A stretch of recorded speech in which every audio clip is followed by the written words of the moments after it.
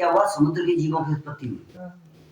पहले इसमें आग का गोला था, जब ये ठंडा हुआ तो कई वर्षों तक इसमें बारिश हुई तो कई वर्षों में फिर ये बर्फ में गोले में निकला। उसके बाद ये फिर बर्फ फिर समुद्र बना। समुद्र बनने के बाद सबसे पहले जलीय जीव जंतु, पेड़ पौधे उसके अंदर के जल के अंदर। तो सबसे पहले जो जीव बताते हैं वो बताते हैं हमारे थल में मधुमक्खी को। आपको पता है क्यों बताते हैं? क्योंकि सबसे बुद्धिजीवी जीवों में कौन है? मधुमक्खी हमसे इतना ज्यादा विकसित है कि वो जो अगर भूकंप आने वाला है ना 10 साल पहले, तो 10 साल पहले उसे पता है क्या भूकंप आने वाला है। ठीक है, तो आपने देखा मधुमक्खी के कैसे होते हैं? 2 सींग होते हैं ना, पैर कितने होते हैं? 6 होते हैं। मैं यूथ को बताना चाहूंगा कौन से संख्या आर्थ्रोपोडा संख्या है। तो आर्थ्रोपोडा संख्या जितने भी कीट होंगे इनके कितने पैर होंगे? 6 पैर होंगे। ठीक है, पंख कितने होते हैं? 4 पंख। गिनो जरा कितने हैं? 4 पंख। आँख कितनी होती है? आँख भी में 4 होती है। 2 होती है यार, उनको बोलते हैं सरल नेत्र, जैसे हमारी है। और 4 बोलते हैं संयुक्त नेत्र। उनकी आँख जैसे शिव जी की है ना, ऐसे उनकी यहाँ पे होती है। 4 यहाँ पे होते हैं, 2 यहाँ पे होती है। जो सरल नेत्र है उनसे कुछ नहीं देखते, लेकिन जो उनकी संयुक्त नेत्र है और एंटीना, उसकी बदौलत से वो चीज नहीं देखते जो हमें दिखता है, लेकिन उनसे उनका सैटेलाइट चलता है। जानते हैं आप सैटेलाइट? हमारा फोन है ना, जब फोन टावर से चलता है ना, टावर है फिर सिग्नल है, वैसे उनका भी चलता है। तो उनका टावर कौन है? सूर्य। हमेशा आपने देखा होगा जब मधुमक्खी निकलती है ना, वो सूर्य की तरफ भागेगी पहले, फिर सूर्य से उनको सिग्नल मिलेगा कि आपको उधर जाना, बंदी है वैसे। और वो ना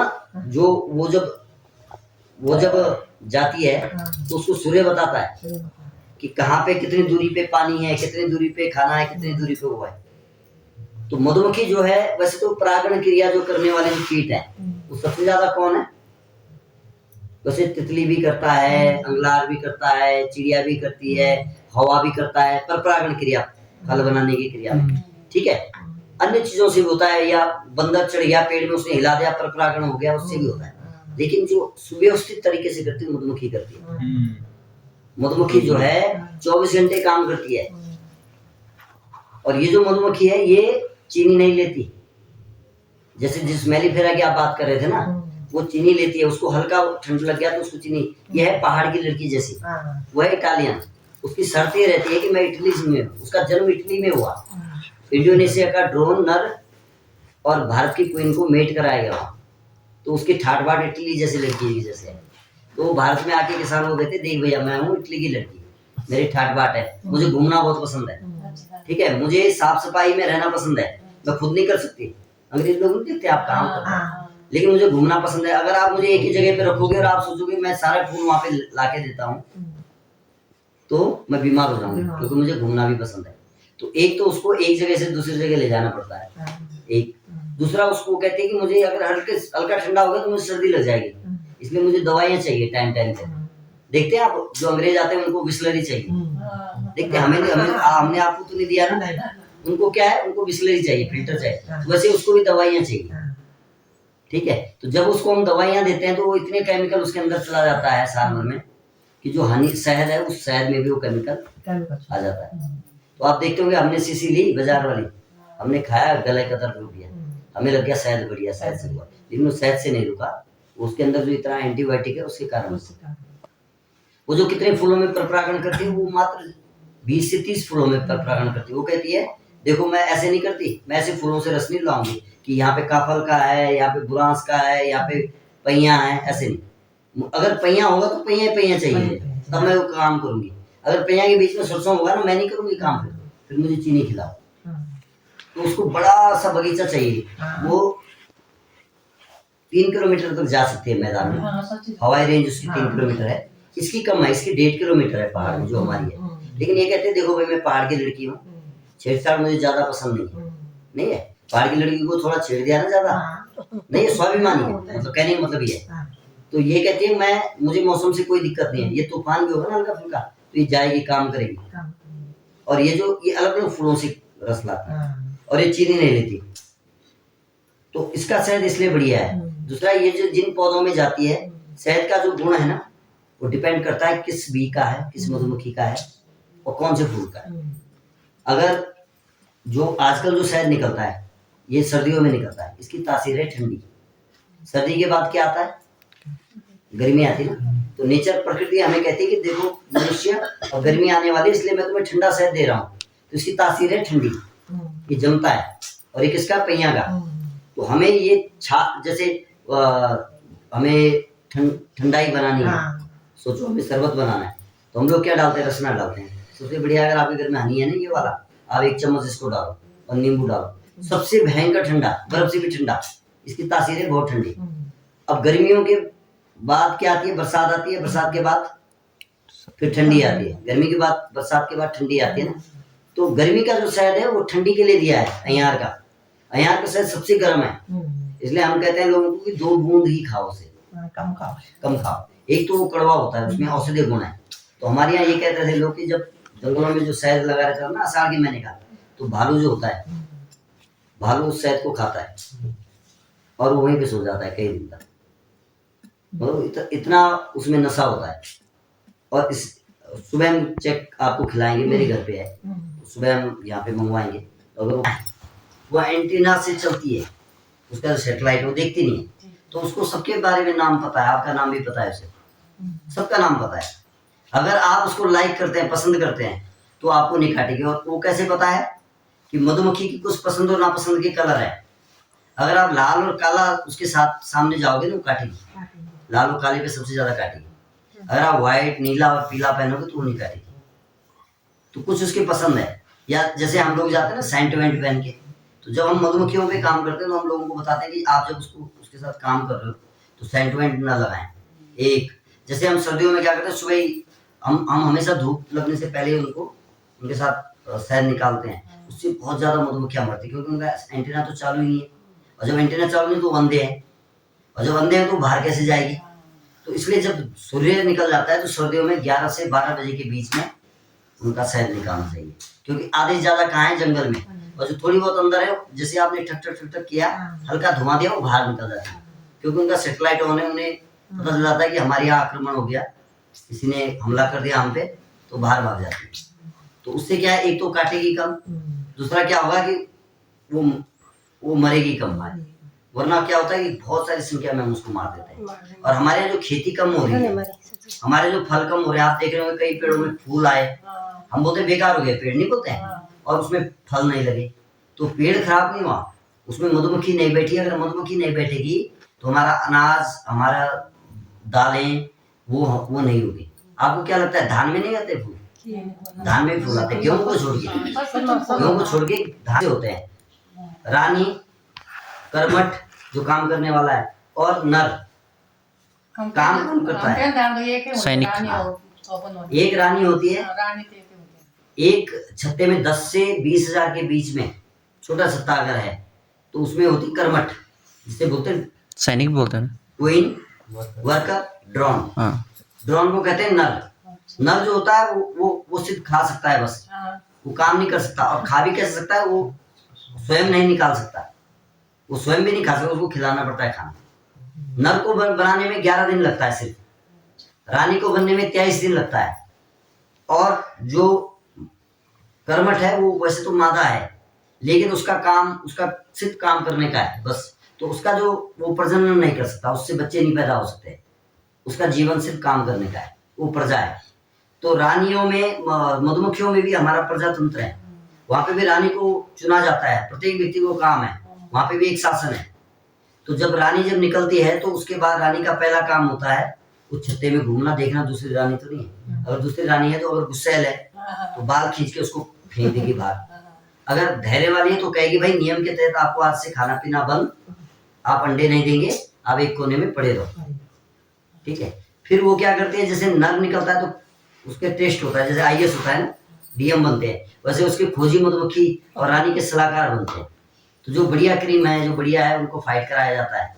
जो उनमें से अच्छा निकला उनको रानी साहिबा के वो सलाहकार बन गए, कुछ खोजी मधुमक्खी बन गई। खोजी मधुमक्खी का काम होता है छत्ते पे सूचना देना, वो जाएंगे, घूमेंगे, देखेंगे कहाँ पे फूल है, कहाँ पे खाना है, कहाँ पे पानी है, वापस आएंगे, फिर वो आवाज करते हैं छत्ते के अंदर, उसमें वो बताते हैं कि देखो वाइब्रेशन करके इतनी दूरी पे खाना है, इतनी दूरी पे पानी है, इतनी दूरी पे भोजन, लेकिन वहां पे शत्रु भी है, वहां पे अंगलार का सत्ता भी है, इसलिए बच के रहना। ठीक है। उसके बाद जो सबसे लास्ट में निकलता है वो होता है कूली। जैसे बाहर से जिन्होंने खाना लाया तो वो मुंह से उस खाने को वहां पे रखना। एक होता है गेट कीपर, काम चोरी नहीं होता वहाँ, हमारी तरह नहीं होता है, वहाँ पे बिल्कुल टाइम पे ऐसे खड़ा रहता है वो। हाँ अमन भाई, आप 12:04 पे गए, आप 12:17 पे वापस आएंगे, उसको पता है, आपने उड़ान भरी और आप ऐसे आएंगे। जैसे फ्लाइट होती ना, हवाई जहाज का फिक्स टाइम होता है, वो उस टाइम पे उड़ेगा, उस टाइम पे बैठेगा। वैसे उसका अगर वो 2 मिनट भी उसने कम वो लेट आया तो उसकी वहां पे जवाब तलब होते हैं, बताओ आप स्पष्टीकरण दो।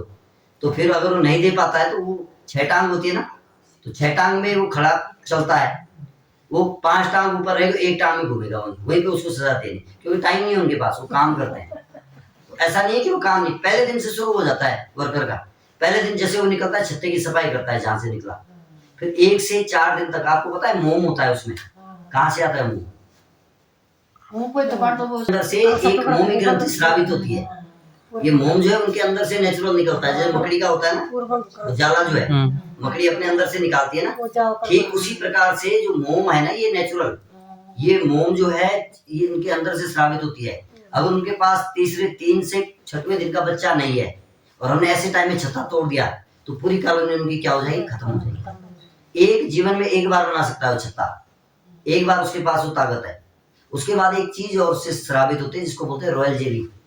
रॉयल जेली बोलते हैं, एक अमृत अभिलेय होता है, एक उनके अंदर से एक लिक्विड निकलता है जो रानी को खिलाया जाता है। वैसे तो मधुमक्खी की उम्र है 45 दिन, लेकिन वो रानी को खूब सारा दिया जाता है। जैसे हमारे खाने में अगर 100 ग्राम हो तो हमारी उम्र 60 साल से 600 वर्ष हो जाएगी, और अगर हमें पेट भर अगर रॉयल जेली मिले तो हमारी उम्र हो जाएगी 6000 वर्ष। तो आपने सुना होगा जितने भी बड़े बड़े राष्ट्रपति हैं 94 साल के हैं, कोई 92 साल के हैं, कोई 70 साल के, हमारे 70 साल वाला ऐसे उम्र निकल गया नहीं है। क्या कारण है, क्या खाते हो? और देखते हैं आप उनको बिजी शेड्यूल है, वो गाड़ियों में जा रहे हैं, वो ठीक से खाना नहीं खा पा रहे हैं, उनके 24 घंटे में उनके 12 जगह तो कार्यक्रम है।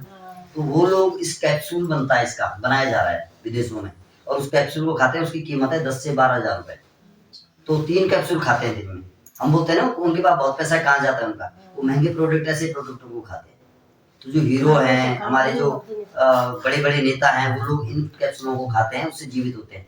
आपने नॉर्मल वो 12 से 15 अंडे हैं, लेकिन कुछ खाने से उसकी जो अंडे देने की क्षमता भी है वो 1800 से 2000 हो जाती है। अब आप सोचो वो खाना जो है सिर्फ वही खाना, तो वो जो उनके अंदर से जो निकलता है उस अविलेय को, उसके बाद 6 से 11 के बीच वो निकलता है। 12वें दिन जो है एग्जाम होते हैं उनके बच्चे का, जो निकला 12 दिन के बच्चे का, फिर एग्जाम में जिस प्रकार से उसकी लेवल है, मेंटल लेवल, उस प्रकार से उसको काम मिलता है। कोई रसोईया होता है उसमें, कोई मिस्त्री होता है, कोई गार्ड होता है, कोई रानी का सलाहकार होता है, कोई फौजी मधुमक्खी होता है, कोई इंजीनियर होता है। इंजीनियर का काम क्या होता है, और वो जाएगा रानी साहिबा के पास, वो बोलेगा रानी साहिबा मैं वहां पे गया था और मैंने वहां घर देखा है और 3-4 घर देखे हैं, फिर रानी साहिबा किसी और को भेजेगी। पहला ऑर्डर रानी का निकलेगा मार्च में कि भाई हमारा परिवार बड़ा हो गया, अभी बंटवारा होना है, आप जाओ घर देखेंगे। तो आपने देखा भी होगा 3-4 मधुमक्खियां आती है घर में, पहले आती है, देखती है बढ़िया, तो वो जाएंगे फिर रानी साहिबा के पास, फिर बोलेंगे रानी साहिबा घर तो बढ़िया है लेकिन थोड़ा ना वहाँ पानी टपक रहा है।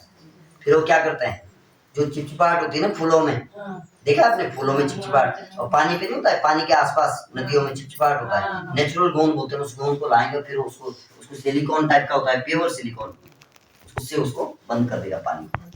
फिर रानी अपने सलाहकार को भेजेगी, फिर 4 लोगों ने पहले देखा, 5वां जाएगा, फिर वो अपनी रिपोर्ट देगा, रानी साहब वो ठीक है हमारे घर के लिए, उसे बंटवारे के लिए हम तैयार है। इस तरीके से बंटवारे पे भी उनका हर व्यक्ति का अपना अलग अलग काम है। कोई सफाई करेगा, कोई बच्चा जो हनी आ रहा है वो देख, कोई शहद को बांटेगा, जो नेक्टर वो लाते हैं ना फूलों से, 100 बूंद नेक्टर का एक बूंद हनी बनता है। आप सोचो 98% जो होता है ना उसमें पानी होता है।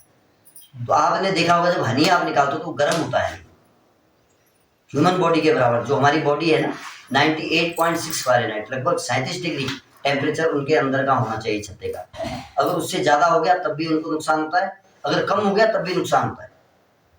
और वो क्या करते हैं गर्मियों में, वो कूलर का काम करती है मधुमक्खियां रात को, जब लास्ट बार जाएंगे तो पानी लाएंगे मुंह पे और फिर पंख से ऐसे करेंगे बूम, ताकि उसका टेम्परेचर मेंटेन रहे। और गर्मियों में क्या करते हो, हीटर का काम करते हैं, पंख से आवाज करेंगे और अंदर से जो उनकी जो जैसे हम कार्बन डाइऑक्साइड छोड़ते हैं ना, ऐसे उनके अंदर से केमिकल छूटता है, उस केमिकल से वो उसको गर्म रखते हैं ताकि उसके अंदर गर्मी बरकरार रहे। तो कोई कह रहा था नहीं बॉक्स में, आप कह रहे थे ना, तो बॉक्स अगर उसको चाहिए तो 5000 का बॉक्स चाहिए, जो अभी जो ये चल रहे हैं इन बॉक्सों में नहीं है। अगर हमें पहाड़ में चाहिए ना, तो उसके लिए सबसे बढ़िया जो काम है ढाला वाला है, जो मैंने आपको बोला। जो ढाला है, ये मधुमक्खी जो है नेचुरल है, ये ढाले में ऑटोमेटिक बैठेगी, या तो ढाले में बैठेगी या खादरे में बैठेगी, ठीक है, दो चीजों में बैठेगी। अगर हम सोचेंगे ना इसको हम बॉक्स में डालें, बैठ तो जाएगी मजबूरी में, लेकिन वो उसका हैबिटेट नहीं है। मेरी 5000 किसान है, मैंने बॉक्स में भी काम किया है, में क्या दिक्कत, उसमें तो बीमारी लगती है, दूसरा वो जो फ्लोरा है ना, वो फ्लोरा हमारे पहाड़ में नहीं है उसके लायक, वो जाती है लाई में, वो जाती है आपके दलहन तिलहन तिल हो गया, वो भी कैसे चाहिए, जैसे ये इलाका है पूरा ये जो खेत है ना, ये दिख रहे हैं आपको, कितने खेतों में पूरे में लाई हो, तब जाके इसमें 30 बॉक्स काम करेंगे। अगर 30 से ज्यादा होगा तो बॉक्स काम नहीं करेगी। लेकिन हमारी मधुमक्खी देखो कितनी मेहनती है, चुन चुन के लाती है, वो चुन चुन के वो हमारे उसमें। आपको पता है हिमाचल में मधुमक्खी और कीट ये पूरे खत्म हो चुके हैं, वहां पे इतना स्प्रे लोगों ने डाला सेब में कि सब खत्म हो गए। तो शुरुआत में तो सेब में फल आया, लेकिन एक बार क्या हुआ, फल ही नहीं आया। तो बड़े बड़े वैज्ञानिक उन्होंने बनाया, स्टडी किया, किसी ने बोला ये दवाई डालो, अगले साल ही डाली, जीरो। बाद में एक वैज्ञानिक ने देखा, उसने कीटों पे अध्ययन किया, उसने बोला यार यहाँ कीट तो है ही नहीं, पर परागण तो हो ही नहीं रहा, जब मधुमक्खी नहीं बैठेगी कैसे होगा। फिर उसने बोला कि इनको डब्बे ले जाने के लिए, तो आज डब्बे की कीमत है 2 से 2500 3000 में मिलता है। तो वहां पे सोचो हनी भी निकालते हो उनका, और 1500 रुपए देते हो 10 दिन का रखने का चार्ज हिमाचल में, और उनका रहने का, खाने का, आने जाने का जो पैसा है वो सारा कौन देती है, हिमाचल सरकार देती है। वही है जो मधुमक्खी उस पर एक्यूरेट टाइम पे बैठी। ठीक है, अच्छा लगा आपको?